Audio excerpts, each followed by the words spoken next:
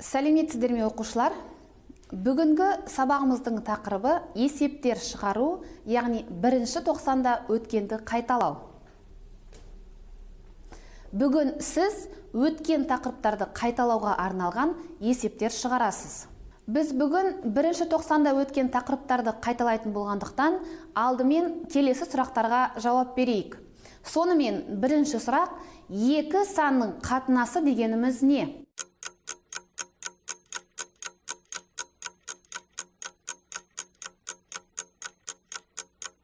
Бұл сұрақтың жауабы екі санның бөліндісі осы сандардың қатынасы деп аталады.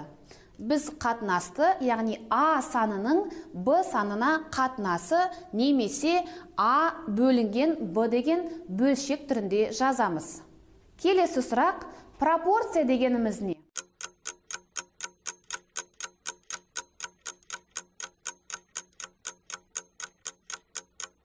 Жауабы: екі қатынастың теңдігі пропорция деп аталады.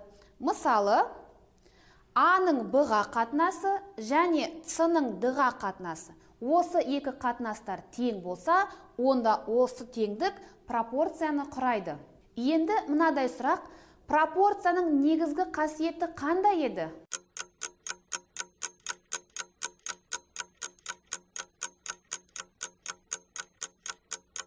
Ал енді тексерейік. Пропорцияның шеткі мүшелерінің көбейтіндісі оның ортаңғы мүшелерінің көбейтіндісіне тең. Егер бізге А-ның Б-ға қатынасы С-ның Д-ға қатынасына тең деген пропорция берілсе, онда негізгі қасиеті бойынша А мен Д-ның көбейтіндісі Б мен С-ның көбейтіндісіне тең. Енді біз бұдан соң шамалар тәуелділігі туралы тақырып өткен болатынбыз, яғни шамалар тәуелділігінің келесі түрлері болады. Тура пропорционал тәуелділік болады және де кері пропорционал тәуелділік болады. Тура пропорционал тәуелділікте сіздер білесіздер, екі түрлі шаманың, яғни қысқаша шартын жазатын болсақ, онда тура пропорционал тәуелділік бойынша бірінші шаманың кез келген екі мәннің қатынасы екінші шаманың сәйкес екі мәннің қатынасына тең болатын. Ал кері пропорционал тәуелділік бойынша онда бірінші шаманың кез келген екі мәнінің қатынасы екінші шаманың сәйкес екі мәнінің кері қатынасына тең болатын еді. Енді мынадай сұраққа жауап беріп көріңіз: масштаб деген не?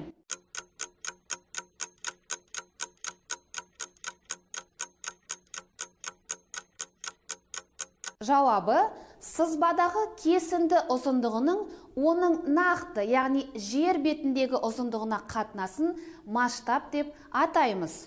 Одан соң біз келесі тақырыптарды қарастырған болатынбыз: шеңбер және дөңгелек. Шеңбердің біз ұзындығын білеміз. Шеңбердің ұзындығының формуласы С тең пи көбейтілген Д немесе радиус арқылы С тең 2πr болатын. Одан соң дөңгелектің ауданы деген ұғымды өттік. Дөңгелектің ауданының формуласы S тең πr квадрат еді. Одан кейін біз рационал сандар жиыны тақырыбын қарастырған едік.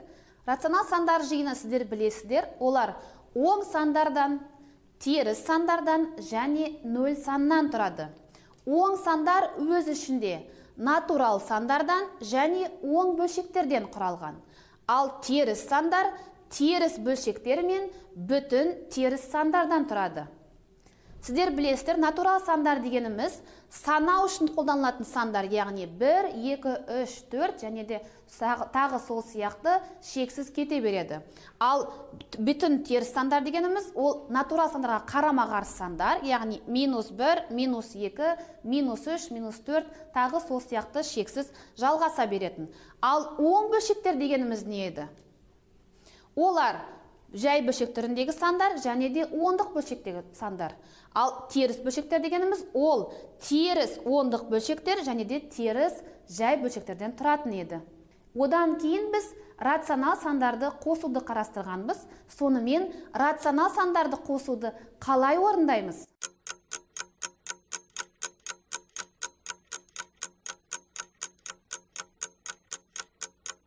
Егер рационал сандардың ішінде теріс сандарды қосу керек болса, онда біз қосылғыштардың модульдерін қосып, одан кейін шыққан санның алдына минус таңбасын қоятын едік.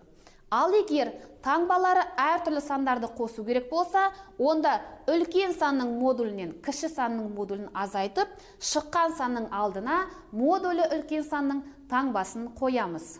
Ал енді рационал сандарды азайтуды қалай орындаймыз? Осыған жауап беріп көрейік.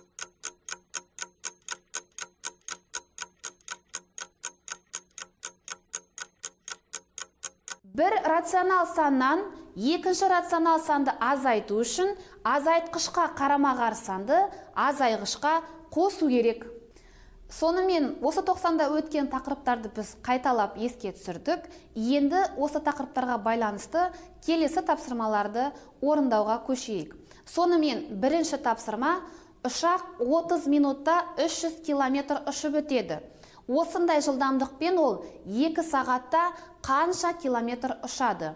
Есептің мазмұнына назар аударсақ, бұл есеп пропорция арқылы шығарылу керек. Бірақ біз алдымен ұшақтың бастапқы уақыты 30 минутты сағатқа айналдырамыз. Сіздер білесіздер, 30 минут дегеніміз ол 1 сағаттың жартысы. Демек, 30 минут ол 0,5 сағатқа тең.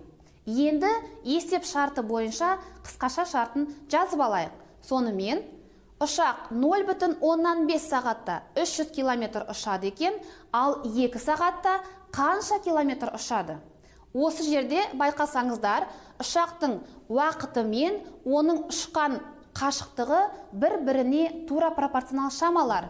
Оны біз қысқаша шарттың тұсына бағыттас бағдарлар арқылы көрсетіп қоямыз. Ендеше бұлар тура пропорционал шамалар болса, біз сәйкес мәндерінің қатынастардың теңдігін жазып, келесі пропорцияны құрамыз. Сонымен пропорциямыз 0,5-тің 2-ге қатынасы 300-дің x-ке қатынасына тең болады.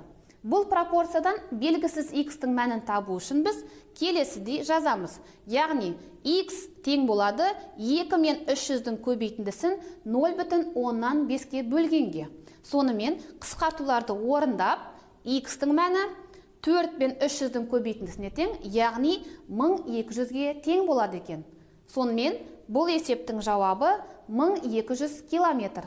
Келесі тапсырма: жаңа үйдегі сырлау жұмысын 16 жұмысшы 30 күнде бітірді. Осындай өнімділікпен сырлау жұмысын 20 жұмысшы қанша күнде орындайды?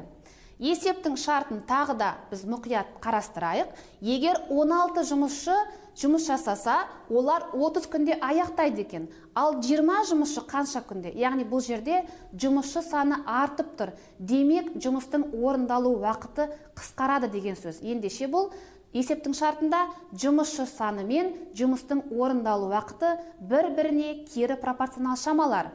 Ендеше қысқаша шартын құрамыз. Сонымен 16 жұмысшының жұмысты орындайтын уақыты 30 күн екен, ал 20 жұмысшы қанша күнде орындайды? Жаңа біз айтып кеттік, бұлар бір-біріне кері пропорционал шамалар. Оларды біз қысқаша шарттың тұсына қарама-қарсы бағдарлар арқылы көрсетеміз.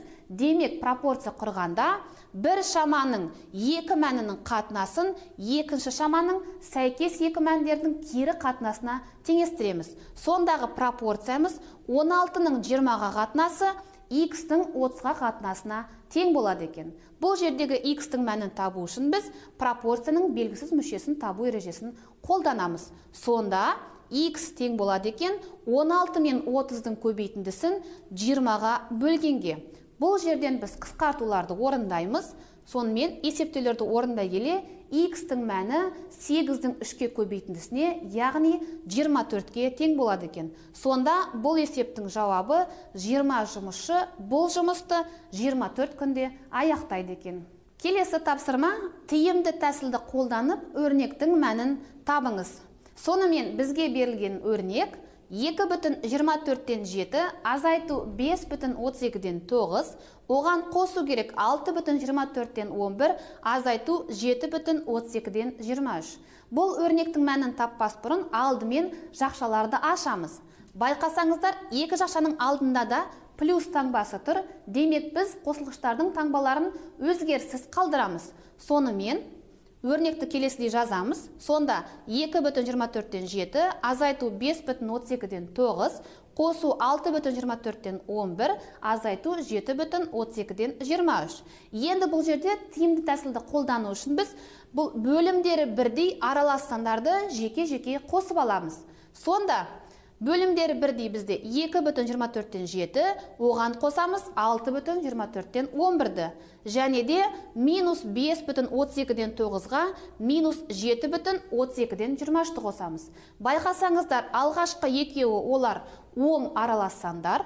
Олардың қосындысы 8,24-тен 18-ді береді екен, ал кейінгі екі қосылғыш, олар екеуі де теріс сандар, олардың қосындысы минус 13-ті береді екен.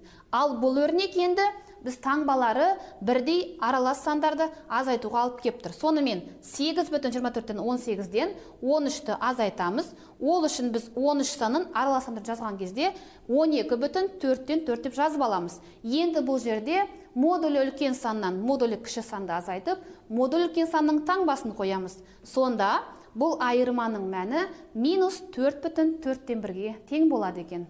Сонымен оқушылар, бүгінгі сабақта біз сіздермен бірінші тоқсанда өткен тақырыптарды қайталап, еске түсіріп, кейбір тақырыптарға арналған есептер шығардық.